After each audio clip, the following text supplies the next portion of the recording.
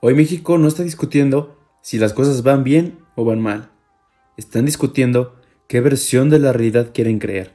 Porque mientras el gobierno presume avances, cifras positivas y control, las noticias políticas de hoy muestran otra cosa.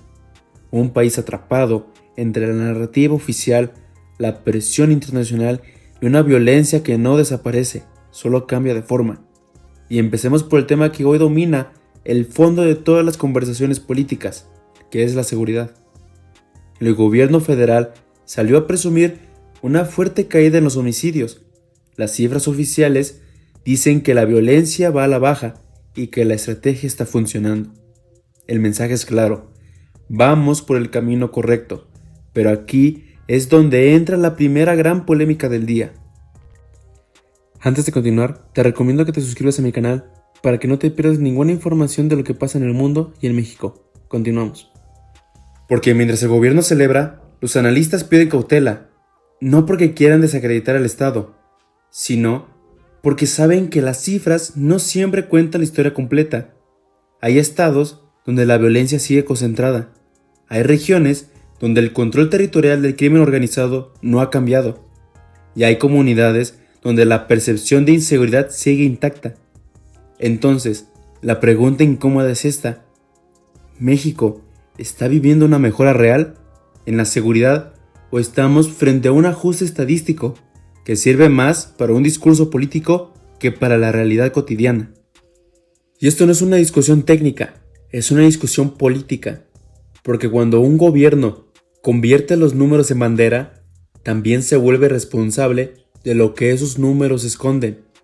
Hoy mismo, la presidenta Claudia Sheinbaum reconoció que hay estados prioritarios por sus niveles de homicidios, y ese reconocimiento, aunque es necesario, también rompe la narrativa de control total, porque si hay zonas críticas, entonces el problema no está resuelto, está contenido o simplemente administrado.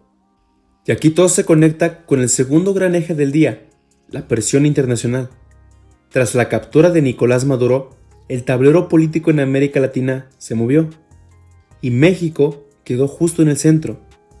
Estados Unidos incrementó su presión en temas de seguridad, crimen organizado y política exterior. Y el gobierno mexicano respondió con un discurso firme de soberanía.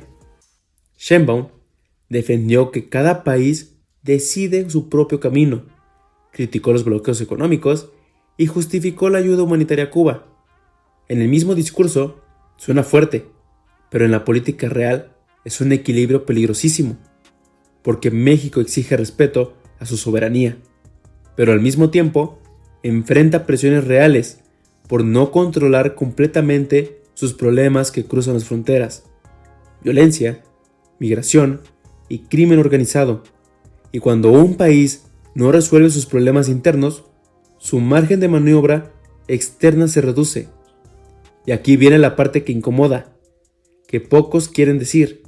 La soberanía no se define con palabras, se define con los propios resultados.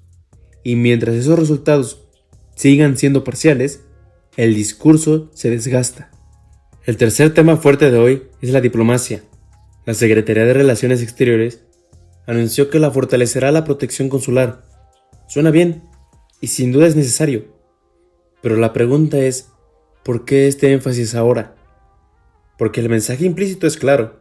Hay preocupación por el trato de los mexicanos en el exterior, por el contexto internacional y por una relación con Estados Unidos que, aunque es estable, está de lejos de ser cómoda.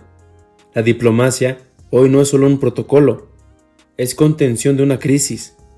Y mientras todo esto ocurre, aparece un cuarto elemento que casi siempre pasa desapercibido, pero hoy también tiene carga política, y es la propia economía. El Banco de México lanzó señales de cautela. No descarta pausar recortes en la tasa de intereses por riesgo de inflación, nuevos impuestos y tensiones comerciales. Esto no es solo un tema técnico, es una advertencia silenciosa.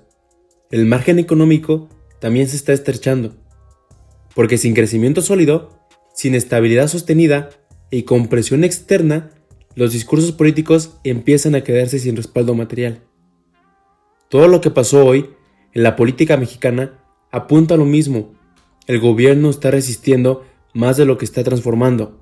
Resiste las críticas, resiste la presión internacional y resiste el desgaste social. Pero resistir no es gobernar. Gobernar implica aceptar límites, corregir errores y hablarle a la gente con honestidad, no solo con cifras favorables. Y hoy, la sensación es que la narrativa va más rápido que la realidad. Las noticias de este 8 de enero no anuncian un colapso, pero sí confirman una tendencia peligrosa: la normalización de las contradicciones. Decir que todo mejora mientras se reconocen focos rojos, hablar de soberanía mientras se responde a presiones externas, presumir cifras mientras se pide cautela.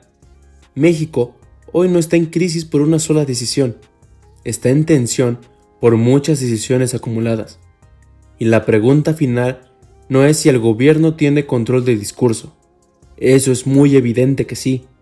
La pregunta en sí es si tiene control en la propia realidad. Porque cuando la política se desconecta de las calles, el ajuste siempre llega, pero cuando llega, nunca avisa.